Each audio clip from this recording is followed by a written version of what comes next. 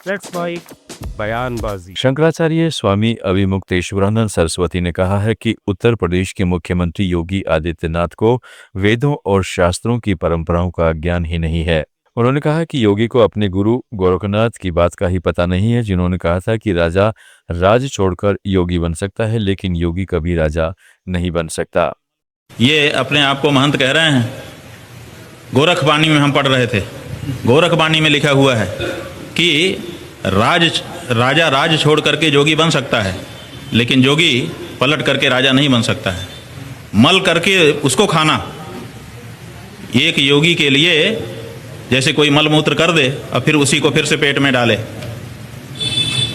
जैसे कोई थूक दे उसको फिर से चाटे, वैसे ही राजपाट छोड़ करके व्यक्ति योगी बनता है। योगी बनने के बाद कोई राजपाट पे नहीं जाता है। ये जो कार्य इनके द्वारा किया जा रहा है, अपने संप्रदाय को तो पहले संतुष्ट करो, अपने संप्रदाय के अनुसार, गुरु गोरखनाथ जी के अनुसार तो चल के दिखाओ। आप कल हमने देखा सदन में खड़े थे, वेद पुराण की बात कर रहे थे, 4 शंकराचार्य पीठ की बात कर रहे थे, और 4 शंकराचार्य पीठों के 4 महावाक्य बोलने का अवसर आया, शुद्ध उच्चारण नहीं कर पाए। 4 महावाक्य का अशुद्ध उच्चारण कर रहे थे। जिस व्यक्ति को वेदों के महावाक्य का शुद्ध उच्चारण नहीं आता है, स्लिप में लिखा हुआ था, पढ़ने की कोशिश की उन्होंने, 2 बार उच्चारण किया, फिर भी सही नहीं बोल पाए। जो व्यक्ति महावाक्य का उच्चारण, एक शब्द का उच्चारण सही नहीं कर पा रहा है, वो क्या है? वो शंकराचार्यों को मर्यादा सिखाएगा? वो इस तरह की बात लोकतंत्र के मंदिर में खड़ा होकर के बोलेगा? दूसरी ओर योगी आदित्यनाथ ने आरोप लगाया कि सपा के लोग उस गाजी के मेले का समर्थन करते हैं जो भारत की परंपरा और संस्कृति को रौंदने के लिए आया था। उन्होंने विपक्ष महाराज सुहेल देव के नाम पर विश्वविद्यालय और राम मंदिर, काशी विश्वनाथ जैसे प्रोजेक्ट्स का विरोध करने का आरोप लगाया। योगी ने कहा है कि सपा भारत की आस्था का सम्मान नहीं करती। मुझे आश्चर्य होता है, समाजवादी पार्टी के लोग गाजी के मेले का समर्थन करते हैं। ये गाजी कौन था? ये गाजी जो भारत की परंपरा और संस्कृति को रौंदने के लिए आया था। श्रावस्ती के तत्कालीन नरेश महाराज सुहेल देव के नेतृत्व में हिंदू राजाओं ने उसको रौंद डाला। सम्मान महाराज सुहेल देव को मिलना चाहिए था, और ये मुझे आनंद की अनुभूति होती है कि हमारी डबल इंजन सरकार ने महाराज सुहेल देव के नाम पर बहराइच की चित्तौड़ा नामक स्थान पर महाराज सुहेल देव का भव्य स्मारक बना दिया। यह हमारी सरकार को गौरव की अनुभूति होती है कि महाराज सुहेल देव के नाम पर एकमात्र विश्वविद्यालय यह हमारी डबल इंजन की सरकार ने बनाया है। आजादी के बाद लोक माता अहिल्याबाई होलकर को सम्मान ये डबल इंजन की सरकार ने दिया है। आदरणीय प्रधानमंत्री जी ने लोक माता का एक भव्य प्रतिमा काशी विश्वनाथ धाम में स्थापित करवाई है, लेकिन गुमराह करना, असत्य वाचन करना और उसके माध्यम से गुमराह करने की जो प्रवृत्ति है समाजवादी पार्टी की, आज समाजवादी पार्टी लोक माता के नाम पर इसी प्रकार को गुमराह कर रही है। राम मंदिर का विरोध करते हैं, काशी विश्वनाथ धाम का विरोध करते हैं, क्या उस प्रकार के तत्वों को प्रश्रय देते हैं। ये प्रवृत्ति दिखाती है इनको भारत की आस्था के प्रति कोई सम्मान नहीं है, कोई सम्मान नहीं है। जन्माष्टमी को रोकने का काम, कांवड़ यात्रा को रोक लगाने का काम। उत्तर प्रदेश पुलिस ने यूपी कांग्रेस के पूर्व अध्यक्ष अजय कुमार लल्लू को विधानसभा घेराव की घोषणा के बाद हिरासत में ले लिया है। लल्लू ने कहा कि मनरेगा मजदूरों के अधिकारों और अन्य मुद्दों पर विधानसभा घेराव के ऐलान से योगी सरकार घबरा गई है। ये बिशनपुरा पुलिस की गाड़ी है। आज कांग्रेस पार्टी का दुबौली गांव में बाजार में एक जन आक्रोश सभा था। कल विधानसभा घेराव है मनरेगा के सवालों को लेकर। जिस तरह, और एक और गाड़ी हमारे पीछे लग गई, आप देख सकते हैं, 2 गाड़ियां, 2 थाने की फोर्स लग गई। जिस तरह मनरेगा के सवालों को लेकर कांग्रेस पार्टी कल विधानसभा का घेराव करने वाली है।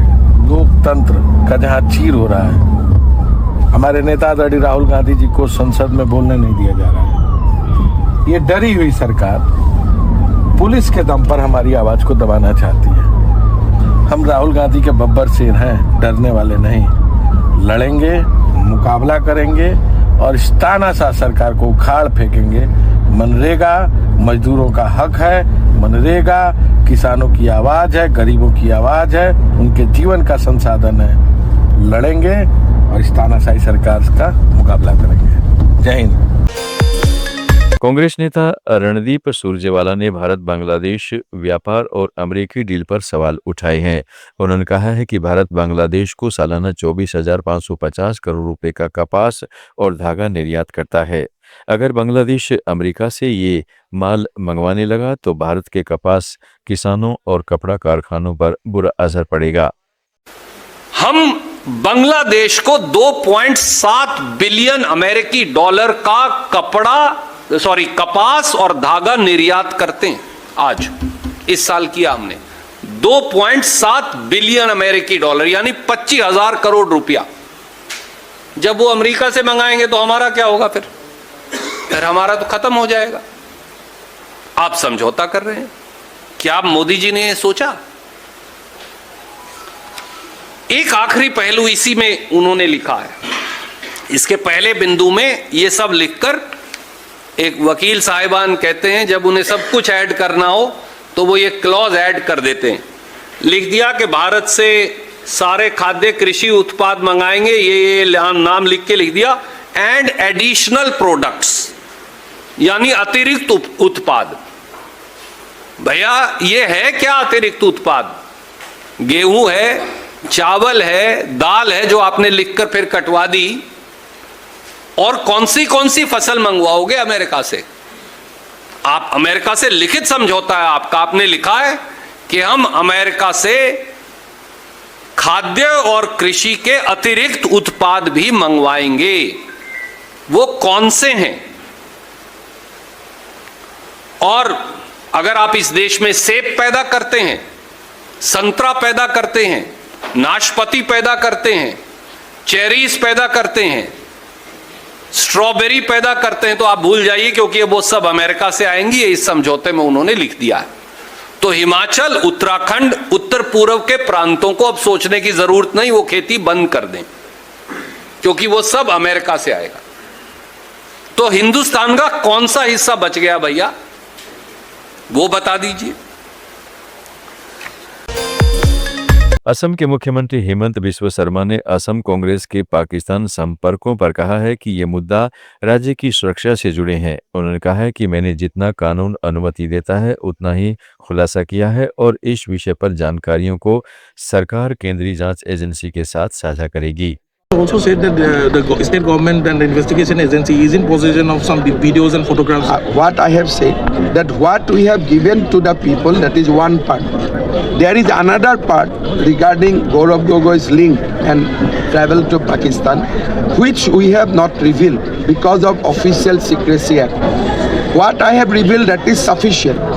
But to prove it in a court, we have another few things which we will hand it over to Ministry of Home Affairs.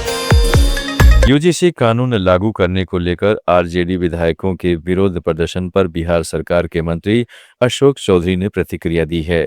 उन्होंने कहा है कि सरकार चाहती है कि छुआछूत के शिकार लोगों को आरक्षण मिले, लेकिन हमारे पुरखों ने ओबीसी के लिए आरक्षण का इंतजाम नहीं किया। उन्होंने कहा है कि मुसलमानों में जो दलितों से धर्म बदल कर आए हैं और अभी भी दलितों जैसे पुश्तैनी कार्य कर रहे हैं, उन्हें भविष्य में आरक्षण मिलना चाहिए। नहीं, हम लोग भी क्या, यूजीसी को मैं अगर अभी सुप्रीम कोर्ट ने मना किया, सरकार की तो इच्छा ही है, सुप्रीम कोर्ट में पिटीशन में जाएंगे।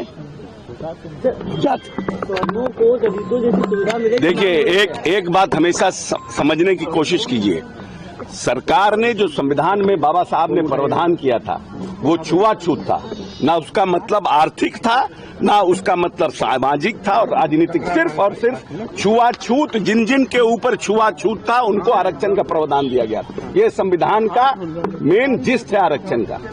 जो लोग अनटचेबल थे, जिनको बहुत से ओबीसी हैं जिनकी हालत खराब है लेकिन वो अनटचेबल नहीं थे, वो हमारे फोरफादर्स ने नहीं प्रावधान किया आरक्षण का। लेकिन हम ये मानते हैं कि जो मुसलमानों में जो लोग दलित से मुसलमान हुए और जो मुसलमान भाई अभी भी दलितों जैसा काम कर रहे हैं, चाहे वो धोबी हो, नट हो, जो लोग भी है, चमार से जो लोग शिफ्ट किए, उनको आरक्षण की व्यवस्था आने वाले समय में होनी चाहिए, उनको भी मुख्यधारा में जोड़ना चाहिए। हिमाचल प्रदेश के मुख्यमंत्री सुखविंदर सिंह सुक्खू ने केंद्रीय नेता अनुराग ठाकुर के आरडीजी बंद करने के बयान पर पलटवार किया है। उन्होंने कहा है कि आरडीजी हमारा संवैधानिक अधिकार है जिसे बंद नहीं किया जा सकता। सुक्खू ने कहा, मैं 4 बार केंद्रीय वित्त मंत्री से मिला हूं लेकिन उन्होंने इस बारे में कोई संकेत नहीं दिया। अनुराग ठाकुर केंद्रीय वित्त मंत्री रहे हैं, उन्होंने पिछले कल एक बयान दिया,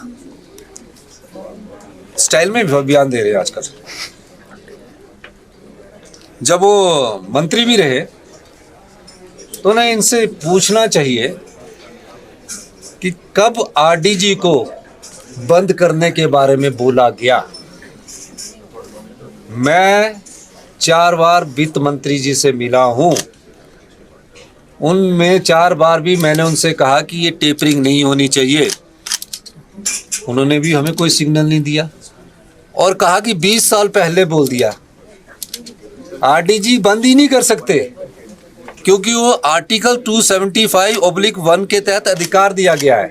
और अभी जो 16वें वित्त आयोग ने रिकमेंडेशन ले की है पार्लियामेंट में, जो पैरामीटर्स 16वें वित्त आयोग और 15वें वित्त आयोग रखते हैं, उसमें लिखा जाता है एक्सेप्टेड, रिजेक्टेड। आरडीजी के मामले में लिखा नोटेड। तो 16वें वित्त आयोग का किताब ही पढ़ लेते पूर्व वित्त मंत्री। और ये कहना कि आप हमारे साथ चलिए वित्त मंत्रालय में टैक्सेस का हम रिस्ट्रक्चरिंग करेंगे, वो तो सरकार पहले ही कर रही है। जिनको 17,000 करोड़ रुपया आरडीजी मिली, हमने योजनाएं कल्याणकारी लाए, विधवाओं के बच्चों की पढ़ाई की शिक्षा का खर्चा उठाने के लिए हम योजना लाए, अनाथ बच्चों के लिए योजना लाए, दिव्यांगों के लिए योजना लाए, कम आरडीजी के बाद भी। और जो रिस्ट्रक्चरिंग की बात अनुराग ठाकुर जी कह रहे हैं वो हमारी सरकार कर रही है, उसमें नहीं है हमारे को आपकी जरूरत। तो आप अपने आप भी जाकर हम प्रदेश के हित में बात कर सकते हैं, आप अपने आप भी जा सकते हैं, उसमें कोई किसी की डेपुटेशन की जरूरत नहीं हो, तो ऑलरेडी रिस्ट्रक्चरिंग कर रहे हैं। आप ही मुझे ये बताइए, आप 4 सांसद चुनकर गए हैं, आप 4 सांसद ये बताइए कि आप। राजस्थान के प्रदेश कांग्रेस अध्यक्ष गोविंद सिंह डोटासरा ने कहा है कि राज्य की वित्त मंत्री दिया कुमारी को बजट की जानकारी नहीं है। उन्होंने कहा है कि बजट कोई और बना रहा है और वे उसे सिर्फ पढ़ रही हैं। 9:30 बजे बजट मिला था इनको, और जब पढ़ करके और बजट बाहर गई तो उनके पीए ने बताया कि अपने वाली एक वो जो पॉलिटेक्निक कॉलेज थी वही इस बजट में नहीं आई। अरे भाई, जो वित्त मंत्री बजट बनाता है कानून के मुताबिक, वित्त मंत्री बजट बना रहा है, पढ़ रहा है। 1-1.5 महीने उन्होंने लोगों से राय मशविरा भी लिया है, विभिन्न सेक्टर के लोगों से, और एक पॉलिटेक्निक कॉलेज के लिए वित्त मंत्री को यह कहना पड़ा है कि मेरे को 9:30 बजे दिया, पता ही नहीं चला क्या। तो ये स्थिति अगर है तो फिर आप किस तरीके से अच्छी गवर्नेंस की बात कर रहे हो, मेरे समझ से परे की बात है। आप यमुना जल ईआरसीपी की बात, कहां चल रहा है काम? ईआरसीपी में जो भी ठेके आपने दिए हैं।